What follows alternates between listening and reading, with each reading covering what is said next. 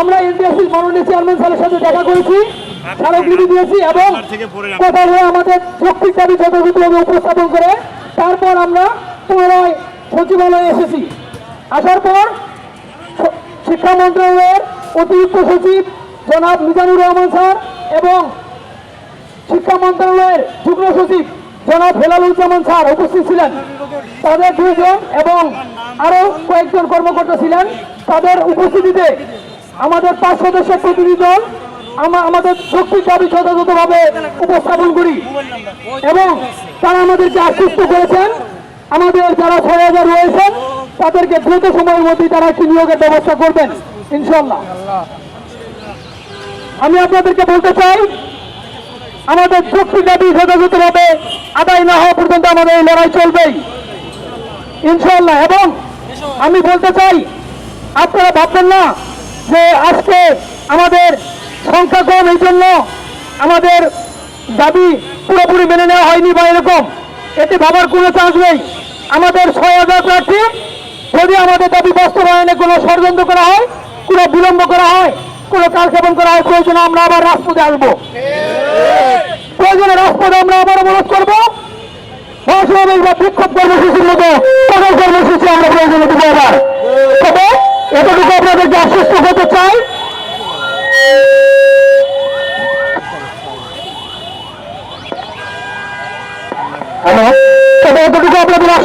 চাই আজকে যেহেতু আমরা এনটিআরসি এর নিকট এবং শিক্ষা মন্ত্রণালয়ের নিকট একই সময়ে 2 জায়গায় আমরা আমাদের দাবি উপস্থাপন করতে পেরেছি এবং তারা আমাদেরকে শিক্ষা মন্ত্রণালয়ের অতিরিক্ত সচিব জনাব মিজানুর রহমান স্যার এবং যুগ্ম সচিব জনাব হেলালুজ্জামান স্যার তারা আমাদেরকে আশ্বস্ত করেছেন আমাদের বিষয়টি সংশ্লিষ্ট বিভাগের অর্থাৎ এনটিআরসি কর্তৃপক্ষ এবং শিক্ষা মন্ত্রণালয় এই 2 ডিপার্টমেন্টের সাথে কথা বলে তারা সুষ্ঠু একটি পদক্ষেপ নিলেন।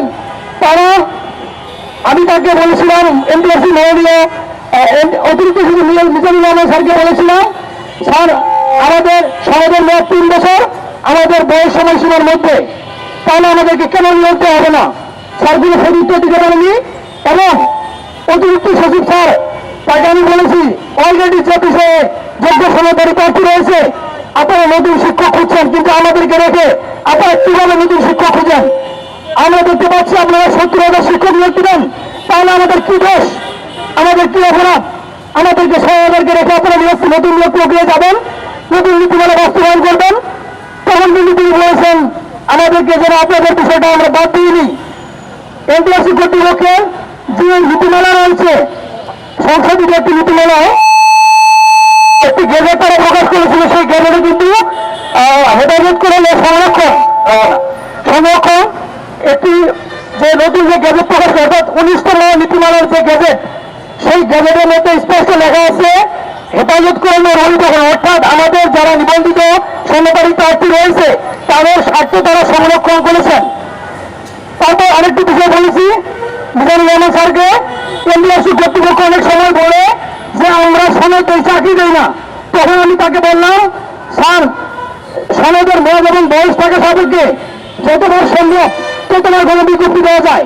এনটিআরসি নীতিমালায় রয়েছে শূন্যতা থাকা সাপেক্ষে প্রতি 3 মাস অন্তর অন্তর তারা নিয়োগ বিজ্ঞপ্তি প্রকাশ করতে পারবে, তাদের সে সক্ষমতা রয়েছে।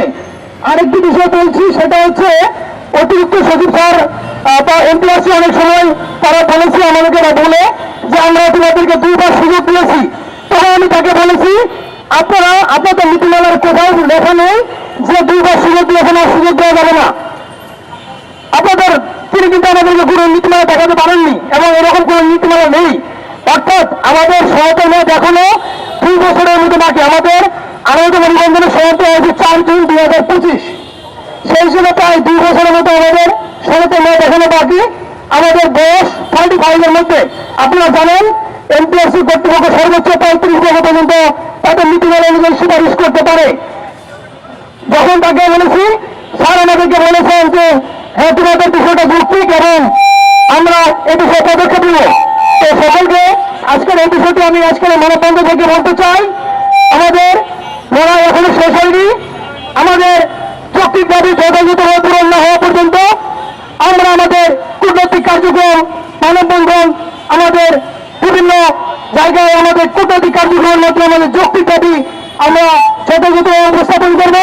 এবং একই সাথে আমি শিক্ষা মন্ত্রণালয়ের মাননীয় শিক্ষামন্ত্রী জনাব ডক্টর আনোয়ারা এহসানুল স্যারের দৃষ্টি আকর্ষণ করছি এবং শিক্ষা সচিব জনাব আব্দুল খালেদ স্যারের দৃষ্টি আকর্ষণ করছি এবং শিক্ষা মন্ত্রণালয়ের অতিরিক্ত সচিব যুগ্ম সচিব হেলালুজ্জামান স্যার এবং জনাব ইমানুল আহমেদ স্যার যারা আমাদেরকে আজকে আশ্বস্ত করেছেন।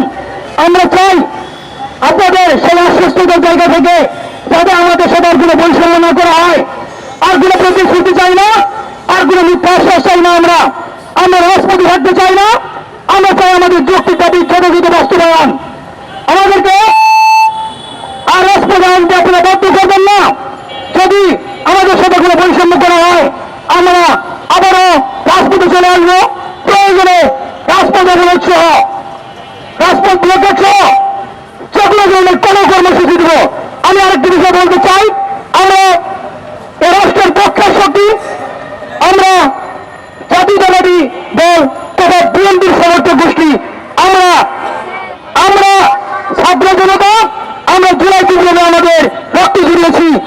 আমরা এই নতুন বাংলাদেশে আর কোনো বৈষম্য দেখতে চাই না।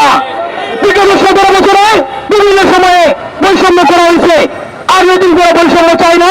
আমরা চাই 18তম শিক্ষক নিবন্ধনে চূড়ান্ত রোজগার উত্তীর্ণ হয়েছে। পাশের হার ছিল মাত্র 3.24%। 18,65,719 জন প্রার্থী তৃতীয় পরীক্ষায় অংশগ্রহণ করেছিল, সেখান থেকে মাত্র 60,000 প্রার্থীকে উত্তীর্ণ করানো হয়েছে। 18,05,000 প্রার্থী উত্তীর্ণ হতে পারেনি চূড়ান্ত ভাবে। সুতরাং বলতে চাই পাশের হার যেহেতু খুবই কম ছিল,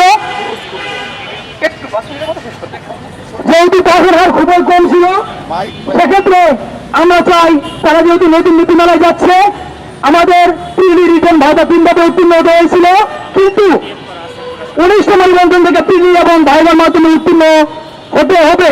অর্থাৎ এই দুটি নিবন্ধন প্রক্রিয়ায় বা দুটি নিয়োগ প্রক্রিয়ায় দুটি ভিন্ন সিস্টেমে হচ্ছে।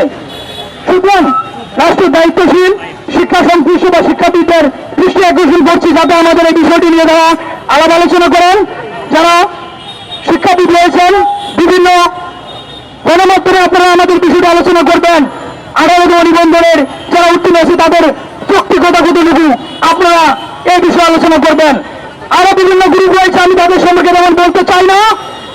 35 বছর পার হয়ে গেলেও তাদেরকে নিয়োগ দেওয়ার পাইতারা করা হচ্ছে, কিন্তু যোগ্য নিবন্ধিত শিক্ষকদেরকে নিয়োগ দেওয়া হচ্ছে না। খুরশিদ ভাই, অন্তর্বর্তীকালীন সরকারের আমল থেকে আপনাদেরকে দিচ্ছি নিচ্ছে। আজকে আপনি দীর্ঘ সময় সচিবালয়ে কাটাইছেন, আপনাদেরকে লিখিত কোনো শর্ত দিচ্ছে কিনা, লিখিতভাবে দিছে কিছু আপনাদেরকে? আমরা দীর্ঘ সময় থেকেই আমাদের যৌক্তিক দাবি পূরণের জন্য আন্দোলন সংগ্রাম করে আসছি। 6ষ্ঠ গণবিজ্ঞপ্তিতে সুপারিশ বঞ্চিত হয়েছিল 16,000, সেখান থেকে আমাদের এই বিভিন্ন দীর্ঘ সময়ের আন্দোলনের ফলেই 11,000কে সুপারিশ করা হয়েছে। এরপর কিন্তু এখনো প্রায় 6,000-এর মতো যোগ্য প্রার্থী সুপারিশ বঞ্চিত।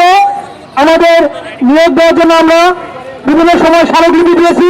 স্মারকলিপি দেওয়ার ফলে আমরা কোনো সদুত্তর পাইনি বা দৃশ্যমান কোনো পদক্ষেপ দেখতে পাইনি, যার ফলশ্রুতিতে আজকে দেশের বিভিন্ন জায়গা থেকে আমাদের সহযোদ্ধারা এসেছেন। তারা বক্তৃতা দেওয়ার জন্য এই মানববন্ধনে প্রেস ক্লাবের সামনে দাঁড়িয়েছেন। আমরা শিক্ষা মন্ত্রণালয় এবং এমপিআরসির সাথে আজকে কথা বলছি।